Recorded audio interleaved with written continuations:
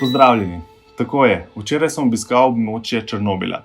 Mesto katastrofe, ki je leta 1986 zaznamovalo večji del Evrope, najbolj pa prizadelo več 50,000 prebivalcev Pripjata in tisti, ki so četrti blok reševali pred dodatno katastrofo. Še preden sem se spustil v avanturo, sem bil poln pričakovanj, nato pa me je preplavila velika žalost. Predvsem sočutje do ljudi, ti so živeli v skoraj idiličnem svetu, ki je čez noč postal pravi pekel. Danes je tam mesto duhov, vse, kar je tam ostalo, ne more oditi nikamor. Ujeti so v zublje nevidnega sovražnika. Ampak pojdimo po vrsti. Jutro v Kijevu, moje ime na seznamu angleške skupine. Predlani bi se moje ime na letnem seznamu znašlo med 50,000 obiskovalci, lani pa kar med 70,000. Na zelo običajno turističnem avtobusu prejmemo certifikate, na njih pa prazno polje, ki čaka na rezultat 8-urnega obiska strogo zaprtega območja Černobil. Po 2 urah vožnje pred zapornico obvezna primerna obutev, visoke nogavice, dolge hlače in niti ne obvezni dolgi rokavi, za zapornico pa še dozimeter in Geigerjev števec. Organizatorji so na podlagi HBO-jeve serije naredili tudi poseben program, dodajajo, da je odstotek tistih, ki na to območje prihajajo ravno zaradi serije, zelo majhen. Kar se sevanja tiče je tako, v Ukrajini je zdrava oziroma dovoljena vrednost sevanja okrog 0,3 mikrosieverta na uro. Pripjat ima povprečje 0,8. Za lažjo primerjavo, ko se z letalom povzpnemo nad 10,000 metrov, v kabino iz atmosfere prejmemo 2,3 mikrosieverta na uro. To pomeni, da je 1 ura leta ekvivalentna 3 uram sprehajanja po zaraščenem Pripjatu. Varno, vsaj v predelu za turiste. Gremo dalje. Za tak izlet moraš biti star 18 let, obisk je na lastno odgovornost in obvezno spremstvo vodiča, ki ima opravljen izpit, seveda. Najprej postanek sredi ceste, čreda divjih konjev. Ja, živali so se adaptirale na okolje in hitro se reproducirajo. Ljudje pa smo nekoliko bolj dovzetni oziroma bolj šibki na gama delce sevanja. Sledil je prvi sprehod po kopnem za lise. Največje vasi na tem območju, kjer je bivalo 3,000 ljudi, predvsem kmetov z lastno živino, govedo in prašiči. Imeli so tudi svojo malo trgovino. Danes se sprehajamo po gozdu.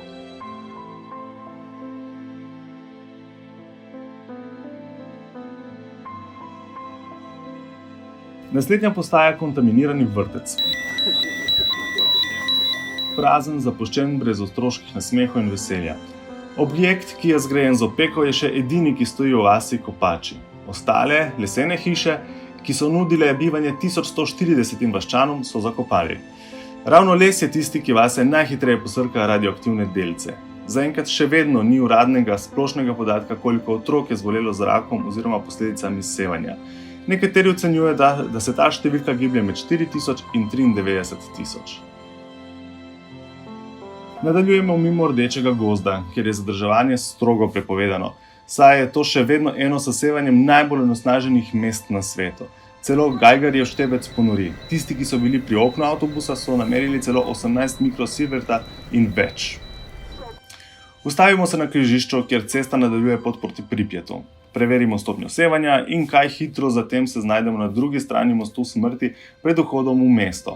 Še to, zdaj moramo biti vašo predstavo o tem mostu. Če ste spremljali HBO-jevo serijo, ste tam videli, kako naj bi domačini z mostu spremljali požar v 4. bloku. Ni res. Tudi silne eksplozije, ki naj bi stresla ta tla, ni bilo.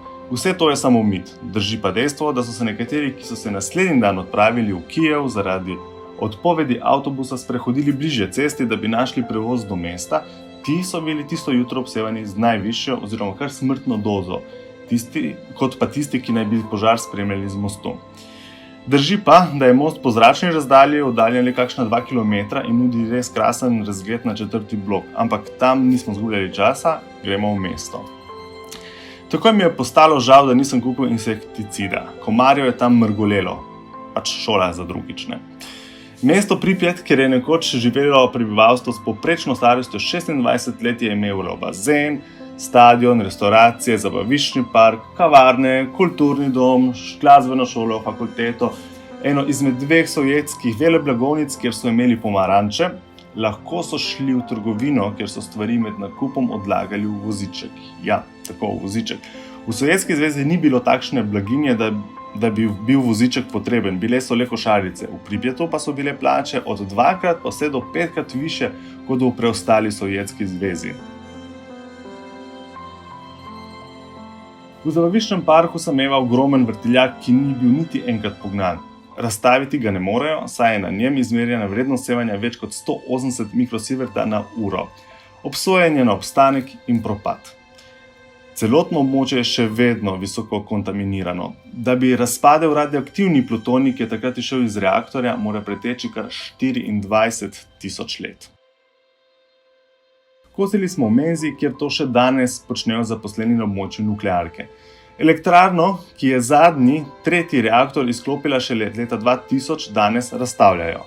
Postavitev enega bloka je trajala 7 let. Za razstavitev pa jih je potrebnih 70, torej 10krat več. Nad kritičnim 4. blokom danes stoji 36 ton težka svinčena kupola, vredna 2 milijardi evrov. Zgrajena je tudi z denarjem drugih donatorskih držav, njen obstoj 100 let. Kaj pa se bo zgodilo po tem času, ostaja uganka. Stopnja radioaktivnega sevanja je zanemarljiva, kip pred blokom pa spominja na vse žrtve, ki so preprečile potencialno drugo eksplozijo. Katastrofo, ki jo bi danes čutila cela Evropa. Kaj se je v noči 26. aprila 1986 dogajalo v kontrolni sobi uganka? Eden izmed ukrajinskih vodičev v Lvivu navaja, da veliko Ukrajincev meni, da gre za nerazsodnost očeta, čigar sin naj bi v ruski podmornici podlegel smrtni dozi sevanja. Resnice najbrž ne bomo izvedeli nikoli. Gre pa za dan, po katerem se je v Černobilu ustavil čas. Gradnja 5. nuklearnega bloka in projekt širitve mesta Pripjat. Evakuiranih je bilo več 10.000 ljudi, pobili so skoraj vse živali, ki so svoj mir našle pod debelim betonom.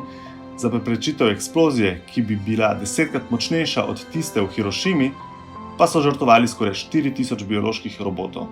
Ti so zgolj v 1 minuti prejeli življenjsko dovoljeno dozo sevanja.